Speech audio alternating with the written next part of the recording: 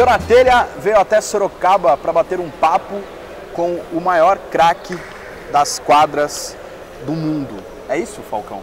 Eu Obrigado. acho que é. Prazer estar falando com vocês. Realmente, né, uma história aí construída com números, né? Que isso geralmente fica eternizados e espero encerrar esses últimos 2 ou 3 anos da maneira bonita como foi até agora e sempre motivado, sempre alegre, fazendo o que eu curto. O Falcão, moleque, quando estava lá em São Paulo, começando a bater uma bola, a ideia era o futsal mesmo ou era aquela ideia de todo garoto que era o campo? Ou você percebeu na verdade, eu nunca pensei nem em ser jogador, sabia? Eu jogava bola por diversão, não tinha aquela coisa dos meus amigos, quero jogar no Corinthians, quero jogar no São Paulo, quero jogar na Portuguesa, no Palmeiras. E isso foi uma coisa natural, tanto que eu comecei com 13 para 14 anos. Eu fui começar num clube chamado Guapira, em São Paulo, mas eu jogava bola na rua. Mas depois que eu comecei a entender que eu queria ser um atleta mesmo, sempre foi focado no futsal. Você em 2005 foi pro São Paulo. Isso. Leão era o treinador. Você foi sacaneado pelo Leão? Foi bem claro isso, todo mundo viu. Eu fui só mais uma vítima dele, né? Assim como ele fez com o Tafarel no Inter, com o Yarley no Goiás, com o Tevez no Corinthians. A lista é com o Edinho no Santos, a lista dele é grande.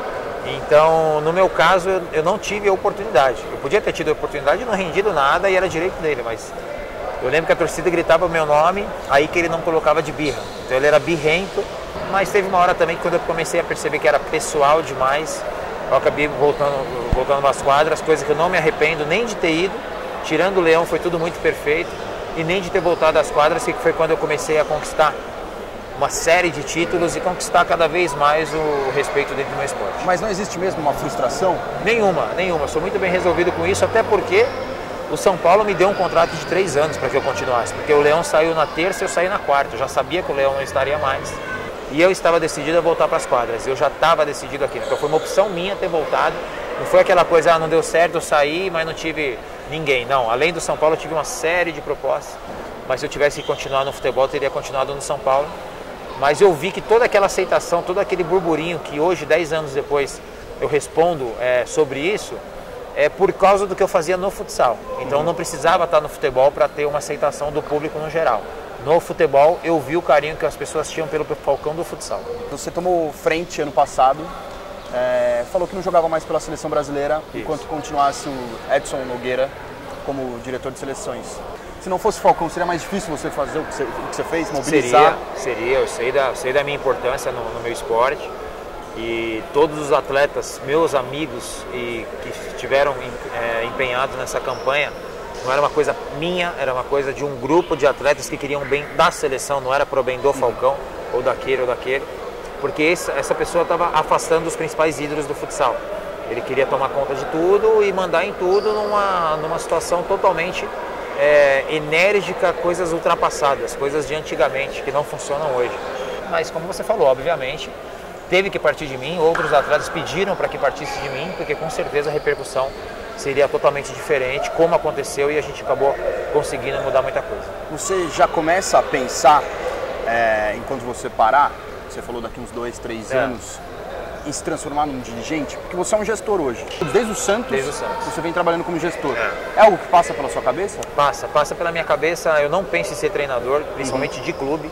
De seleção é uma coisa a pensar, porque é uma coisa mais esporádica, mas de clube, ter essa função, a mesma rotina de viagem, concentração, hotel, cansa. E a princípio eu não quero isso. E seria difícil, Falcão treinador, falar pro cara, faz isso. O cara fala assim, não, peraí, não dá pra fazer igual o Falcão. Eu já trabalho muito isso, porque dentro de quadro eu procuro tirar o melhor de cada um na sua função, na sua posição, né? Então eu consigo enxergar, eu já sou meio que um treinador dentro de quadra, todos os treinadores que eu trabalho me dão essa liberdade, e eu sou totalmente ativo. Acho que isso daí também é um segredo do sucesso, você pegar um menino e trabalhar, ajudar ele a melhorar, e ele melhorando, ele vai te ajudar. O time de Sorocaba, o Brasil Quirim, é relativamente novo e tem alguns jogadores novos, né? Acompanhando o treino eu vi até uns rostos de moleques, assim mesmo. Qual foi o primeiro contato deles com você? Assim, eles se impressionam?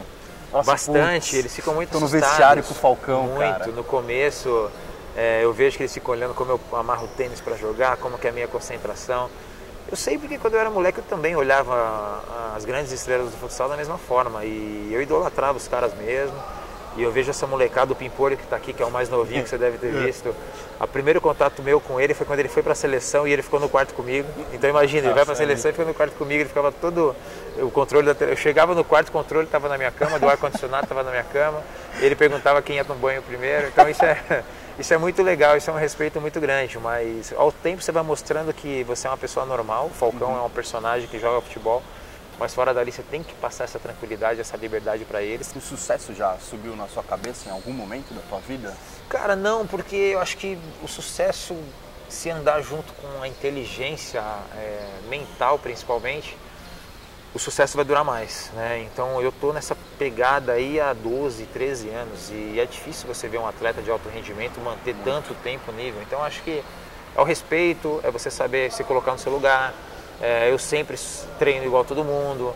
Eu acredito que num certo momento eu abusava demais dos dribles, ou provocava demais, ou abusava da minha qualidade técnica, mas isso eu usava em benefício da minha equipe. Talvez algumas coisas desnecessárias, mas sobre o sucesso subir na cabeça, acho que isso nunca aconteceu. Alguma vez já, não te ofenderam, mas te chamaram de malabarista? Já, no você começo não é jogador. principalmente. No começo principalmente. Isso foi o meu grande desafio. Porque se eu fosse malabarista, realmente, que é o meu estilo de jogo, mas não fizesse gol e não ganhasse títulos, eu ia ficar marcado assim. De bate-pronto, quantos títulos? Hoje eu tenho 102 títulos, contando seleção brasileira e clubes. Eu nunca passei um ano em branco. Em 2012, no seu último Mundial, foi o último? Não dá mais? Dá, porque o próximo já é ano que vem, eu ainda me vejo em condições. Mas a história do último Mundial foi tão bonita, tão perfeita. Eu não fui tão... fantástico quanto os outros mundiais, mas eu fui mais decisivo que os outros mundiais, porque se você juntar tudo, eu joguei 28 minutos o mundial todo, mas nos momentos cruciais. Aquele jogo com a Argentina, perdendo de 2-0, eu entrei, empatamos 2-2, eu fiz o gol, aí fiz o gol da prorrogação, aí no jogo contra a Colômbia a gente fez 3-1, o treinador já me segurou, contra a Espanha estava perdendo, eu entrei, fiz aquele gol de longe no ângulo. Então foi um ano assim, por eu ter machucado a panturrilha, depois a paralisia facial, tudo junto. E o jogo que eu fui entrar, que estava perdendo, invadiu um torcedor para me abraçar. O cara ainda enfiou o dedo no meu olho que eu estava enxergando, o outro não enxergava. Então foi uma série de situações, faltando 8 minutos para acabar o jogo. Ia ser o maior desastre da história do futsal da seleção. E se transformou na história mais bacana de todas. Então eu acho que eu tenho receio, porque o próximo Mundial não sei se nós vamos ganhar. E eu não queria encerrar uma Copa do Mundo perdendo. Você falou que foi talvez o teu maior momento no futsal, mas com certeza 2004, quando você foi eleito pela primeira vez o melhor do mundo, foi muito especial também. Até eu vi uma entrevista sua, você falando que você prometeu pro teu pai no enterro dele, quando ele faleceu, que você seria o melhor do mundo. Foi, meu pai faleceu em janeiro de 2004 e o Mundial foi em outubro. O meu lado individual estava totalmente realizado, satisfeito, tinha prometido para ele realmente que eu via que tinha condições. E a gente bateu um papo e eu prometi para ele, e isso acabou acontecendo. Mas ali para mim, tá ali na FIFA, recebendo o prêmio, lá com aqueles craques, para mim realmente foi o momento mais especial que eu tive. Por que Sorocaba, cara? Teve alguma coisa, algum negócio, ou foi uma cidade que você via mais próxima de São Paulo, uma cidade bacana, interior? Eu sou de São Paulo, capital, minhas raízes é toda em São Paulo, mas... Eu comprei uma casa aqui no condomínio em 2001, então de uns 4 anos para cá eu decidi que eu ia morar em Sorocaba. E o meu planejamento, meu sonho de vida era jogar na cidade que eu vou morar. Hoje eu tenho certeza que a minha escolha foi perfeita e esse ano finalmente eu vou jogar para a torcida da cidade. Eu como sorocabano vi um pouco como falha da prefeitura talvez, porque vocês levaram o nome de Sorocaba para o Brasil inteiro, que há muito tempo Sorocaba não tinha no esporte esse nome. Na verdade, assim, quem vê de fora julga muito a prefeitura. A prefeitura, eu posso falar como projeto, cumpriu tudo que prometeu pra gente e eles iam entregar a arena no prazo que eles prometeram. Então caiu. Então a prefeitura que contratou não tem culpa. Se você for analisar friamente, tem culpa quem executou.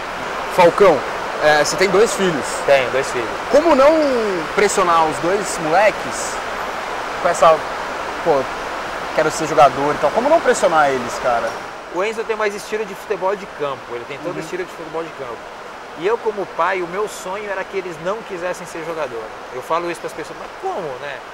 Porque a pressão é muito grande, não é uma coisa, você é médico, você vai estudar, você vai se formar, você é um médico, né? E o atleta não é uma certeza. E, pô, eu tenho um amor tão grande pelos meus filhos que vê a frustração, né, que pode acontecer de serem, pode acontecer de não serem. Para mim, como pai, ia doer muito, assim, né? Falcão, como que você explicaria ter transformado o número 12 no número 10 para o futsal? Cara, foi uma coisa muito natural, porque quando eu comecei para a seleção brasileira, as minhas primeiras convocações sempre foi com o número 12. Eu comecei aí no lugar do Vander. E eu e o Vander jogávamos no mesmo clube. E o Vander era o 12 no clube e na seleção. E quando eu vi que realmente eu tinha ganho aquela posição, que eu ia direto, a partir de 2000 eu resolvi unificar e virar minha marca. E isso deu super certo. Hoje eu tenho tatuado no meu corpo. Hoje virou uma marca, realmente eu vou nos jogos de futsal da seleção, um monte de camisa 12 pendurada. Hoje as equipes de futsal, a camisa 12, todas as equipes já é de jogador de linha. Então consegui dar essa revolucionada aí, que pra mim foi bem legal. Você é um cara que, já até disse, tem vários jogadores de campo, tem você como ídolo. E você transcendeu a quadra mesmo, né? E você tem os amigos no futebol. Muito. E você tem o gigante, eu até vi, você estava dando uma entrevista, o Falcão é a terceira entrevista que ele dá hoje só, tá tranquilo. Você estava falando com o pessoal da Record, dos gigantes da resenha. Gigantes da resenha.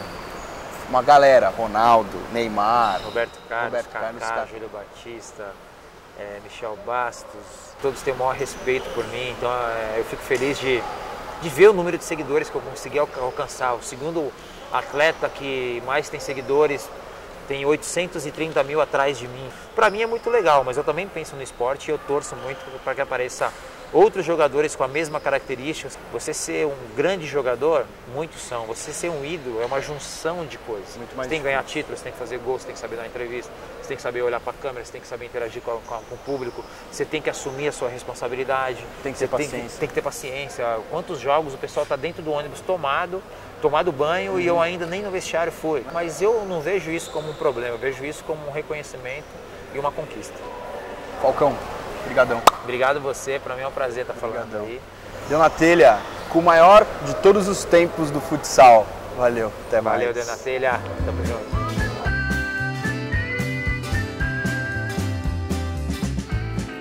Olha só quem se vai, sem medo e sem culpa. Dizem que é ruim